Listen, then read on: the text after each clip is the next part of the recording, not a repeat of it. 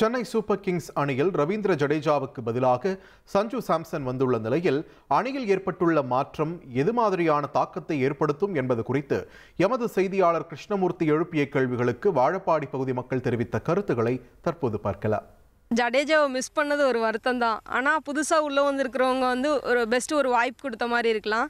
So இன்றைக்கி வளர்ந்து வர எல்லா இளைஞர்களுக்கும் பார்த்திங்கன்னா ஒரு புதுமையான ஒரு மாற்றத்தை கொடுத்த மாதிரி இருக்கும். அவர் எப்படி விளையாடுறாருன்றதை நம்மளும் பார்த்துக்கலாம் இல்லையா. சாம்சன் உள்ள வந்ததுக்கு டீமுக்கு கொஞ்சம் டாப் ஆர்டரில் ஸ்ட்ராங் தான் தரும்.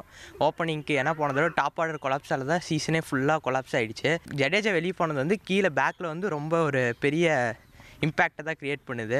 சஞ்சு சாம்சன் கொண்டு வந்ததே அடுத்த சீசன் தோனி விளாட மாட்டார்னு ஒரு அறிகுறியை தான் சொல்லுது. ஏன்னா கீப்பர் சஞ்சு சாம்சன் இன்னும் அடுத்தது கேப்டன்சி பண்ணுறதுக்கு வாய்ப்பு இருக்குது. ஆனால் ஃப்யூச்சரில் வேணால் பார்க்கலாம் கொஞ்சம் பிரைட்டாக இருக்கான்னு. ஜடேஜா ரொம்ப வருஷமாக சிஎஸ்கேக்காக விளாண்டுட்டு இருந்தார். டவுன் ஆர்டரில் அவருக்கு ரொம்ப பவர்ஃபுல்லாக நமக்கு சிஎஸ்கேக்காக இருந்தார்.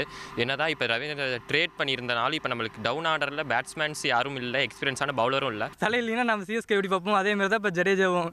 ரெண்டு பேரும் இப்போ சின்ன தலை இப்போ ரெய்னா போனப்போ நம்ம எவ்வளோ ஃபீல் பண்ணுவோம், அதே மாதிரி தான் இப்போ அடுத்தது ஜடேஜா இல்லைங்கிறத நம்ம எப்பயுமே நம்ம மைண்டுக்குள்ளே அவர் ஓடிக்கிட்டு தான் இருப்பார். 2 பாலுக்கு 10 ரன் தேவைங்கிறப்ப அடித்து ஜெயிச்சு கொடுத்தப்ப எவ்வளோ எமோஷனல் சென்னை மக்கள் எல்லாமே நம்ம ஃபுல்லாகவே செலிப்ரேட் பண்ணோம்.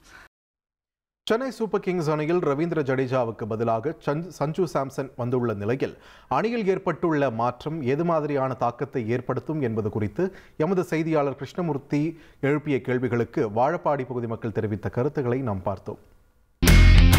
இனி செல்லும் இடமெல்லாம் செய்தி. தந்தி டிவியின் வாட்ஸ்அப் சேனலை ஃபாலோ பண்ணினா செல்ல இருக்கும் இடமெல்லாம் செய்தி.